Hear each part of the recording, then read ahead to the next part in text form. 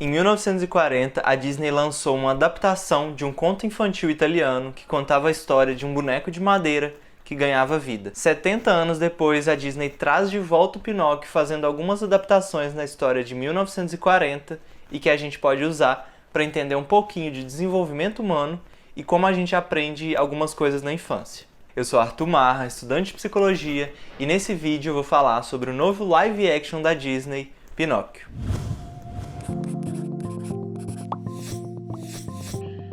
As duas versões da Disney do conto do Pinóquio estão no Disney Plus e logo de cara fica fácil de ver a diferença entre as duas. Resumindo, o que muda nem é tanto a história em si, mas o que eu achei interessante é que alguns elementos dentro do filme mudaram e foram adaptados para o nosso mundo e para o nosso tempo. E na minha opinião, algumas coisas ficaram até melhores, né?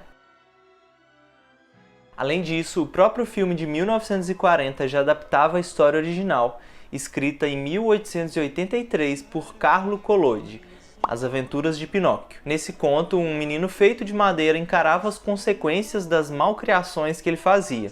O principal objetivo do conto talvez fosse mostrar para as crianças malcriadas o que poderia acontecer com elas se continuassem se comportando mal. Mas quando adaptou o conto, o Walt Disney não gostava de como o boneco se comportava e acabou adaptando o personagem para que ficasse mais parecido com uma criança da época. O novo Pinóquio também fica um pouco diferente da animação, tendo um papel mais ativo e até mais questionador dentro da própria história. Mas a gente pode usar essas várias versões do Pinóquio para entender um pouco mais da psicologia por trás do desenvolvimento humano, como educar uma criança e como isso tudo pode te ajudar a se entender mais. Assim que a Fada Azul dá a vida para o Pinóquio, ele passa rapidamente por algumas fases típicas do desenvolvimento de um bebê e de uma criança. Ele toma conta do próprio corpo, descobrindo quais membros fazem parte dele ou não, e como essas partes se mexem. Ele descobre como mexer as pernas e como ficar de pé, mas ele faz isso tudo como um bebê. Ele não controla muito bem os movimentos e quando alguém fala com ele, ele apenas repete. Eu não acredito, você fala! Eu não acredito, você fala! E é assim que a gente aprende a se comunicar. Durante esses primeiros anos de desenvolvimento, a imitação é muito importante. Na verdade, essa é a forma que a criança vai aprender muitas coisas quando imita os adultos, seja nas brincadeiras, nas ações, nas falas.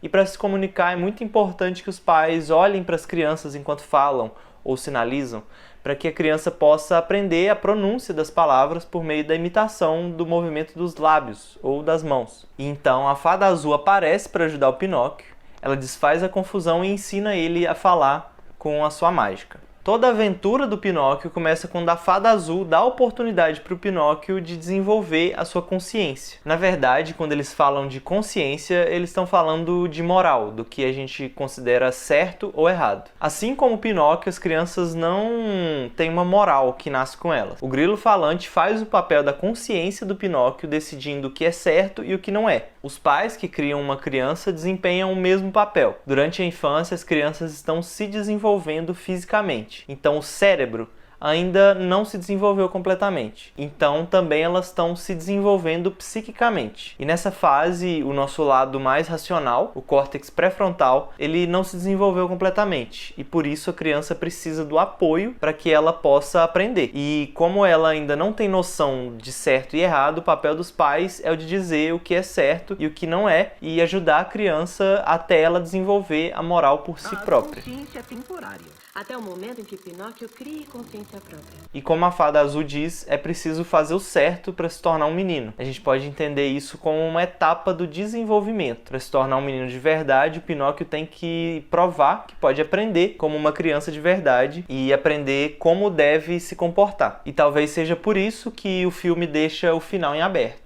Então, como eu falei, cabe ao adulto fornecer o espaço de aprendizado para essa criança. No mundo ideal, esse espaço seria o que o Winnicott chamou de ambiente suficientemente seguro. O Winnicott foi um pediatra inglês muito importante para a área do desenvolvimento psicológico. Esse ambiente suficientemente bom não é necessariamente um lugar, mas sim condições em que a criança pode enfrentar desafios e obstáculos e com isso errar, acertar e aprender. Um ambiente em que as escolhas da criança sejam colocadas à prova e tenham consequências. Na família, esse ambiente pode ser criado com afeto, segurança, com equilíbrio e na medida certa, para assegurar a autonomia da criança. Um exemplo simples pode ser aprender a andar de bicicleta. Em um ambiente suficientemente bom, a criança pode tentar se equilibrar sozinha e até mesmo ser amparada antes de cair ou quando cair, seja com o socorro dos pais e da ajuda para lidar com sentimentos de fracasso. Mas o que importa é que ela vai tentar de novo. E imaginando essa criança no futuro, ela vai estar mais preparada para as frustrações na vida adulta, vai saber lidar com as falhas e com os fracassos e vai ser capaz de ter uma visão diferente dessas falhas, já que durante a infância foi capaz de aprender com a própria experiência. Já a criança em um ambiente que a gente poderia chamar de insuficientemente bom, ela talvez nunca vai aprender a andar de bicicleta ou vai ter muita dificuldade porque vai ter alguém segurando ela ou as rodinhas para equilibrar a bicicleta por ela e não vai aprender a se equilibrar sozinha ou não vai nem tentar se não tiver um apoio inicial, já que nem conseguiria sair do lugar e ia cair logo no começo. E assim no futuro ela pode ter dificuldade em lidar com o fracasso, em lidar com os sentimentos negativos, isso quando reconhecer esses sentimentos, porque geralmente essas pessoas vão ter dificuldade em nomear e entender esses sentimentos e comportamentos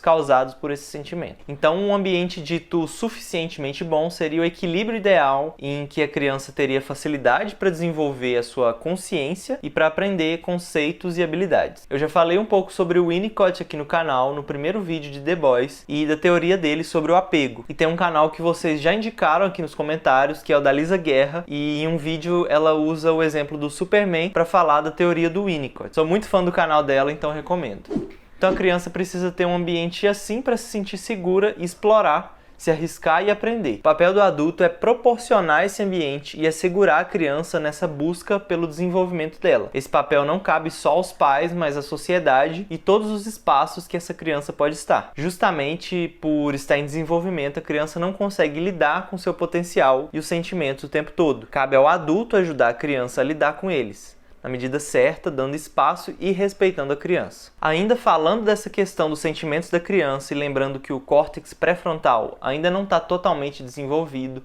o que pode explicar o caso das birras, que acontecem quando a criança se sente muito frustrada e tem um choque, uma descarga de algum sentimento ruim, como a tristeza ou a raiva, e não sabe como lidar com eles. Mas ela vai expressar eles de alguma forma. Então a criança não faz a birra para provocar o adulto ou para ser maldosa. Ela faz porque é o jeito dela de expressar os sentimentos e, mais uma vez, o adulto tem que ajudar a criança a entender os próprios sentimentos e construir novos meios de lidar com esses sentimentos por meio daquele ambiente suficientemente bom que acolha, traga segurança e esteja presente, em que o adulto entenda a dor, mostra que se importa com a criança e com seus sentimentos e ajude a criança a nomear o que ela está sentindo e mostra que a criança pode confiar. Isso é o que chamamos de inteligência emocional e que vai ser muito importante para essa pessoa a vida toda. Um outro ponto que a gente tem que tratar é o da ideia de que a criança é boa ou má. A gente tem que entender que os comportamentos da criança dependem do ambiente e das pessoas que estão ao redor dela para lidar com os sentimentos e com a moral que a gente falou antes e que a Fada Azul chamou de consciência. Agora falando da cena em que o Pinóquio é expulso da escola e o João Honesto e o Gideão levam ele para o show de marionetes do Stromboli, a gente vê nessa parte a importância da escola e reforça, como eu falei, que é papel dela em acolher a criança e proporcionar um espaço não só de aprendizado, mas também de socialização, de brincar, de explorar. E o ideal é que a escola também forneça aquele ambiente suficientemente bom, de certa maneira. Afinal, a escola é um dos primeiros espaços de socialização da criança depois da família, e um espaço importante de convívio em que a criança explora a formação de vínculos, a formação da sua identidade pessoal e também de aprendizado, quando aprende a dar like no vídeo e compartilhar, porque sabe que o YouTube não divulga canais pequenos, mas quer ajudar a divulgar a psicologia para mais pessoas. Além disso, o Pinóquio sempre quer deixar o pai feliz. Muitas vezes os adultos colocam expectativas nas crianças, principalmente antes delas nascerem ou se desenvolverem. Expectativas sobre o seu sucesso, sua carreira e etc. Isso acaba sendo ruim para os dois lados. O dos pais que vão se frustrar assim que algo sair dos seus sonhos e da criança que geralmente vai querer agradar essas figuras, mas vão ter que deixar os seus próprios gostos e interesses de lado para agradar outras pessoas. O sonho do Pinóquio é deixar o pai feliz, e é o que ele diz para a Fada Azul quando deseja se tornar um menino de verdade. Quando vou me tornar um menino vivo de verdade verdadeira? Porque parece que é isso que vai deixar meu pai feliz. Mas parte de tornar um ambiente suficientemente bom é criar um ambiente em que a criança possa se sentir segura, sem que isso interfira na sua personalidade e ajude o seu desenvolvimento. Um pensamento comum que pode surgir é o de que a criança realmente deva agradar os pais e seja bem comportada e obediente. Mas uma criança que tenta agradar os pais o tempo todo e que é muito cobrada pode se tornar uma pessoa que não consegue sustentar suas escolhas e decisões. Uma pessoa facilmente influenciada e manipulada por outras, com dificuldade em dizer não e se posicionar. O que pode parecer bom na infância e no comportamento dentro de casa pode ser prejudicial assim que essa criança estiver em outro contexto e até no futuro da vida dela. E como eu disse antes, o conto do Pinóquio já foi usado para mostrar como uma criança deve ou não se comportar, e talvez realmente não sirva mais para isso.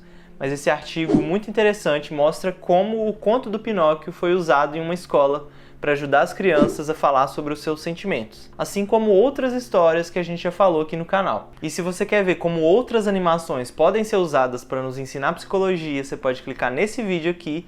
E agora que você sabe um pouco mais sobre a infância, pode clicar aqui e aprender um pouco mais sobre a adolescência com uma série da Marvel.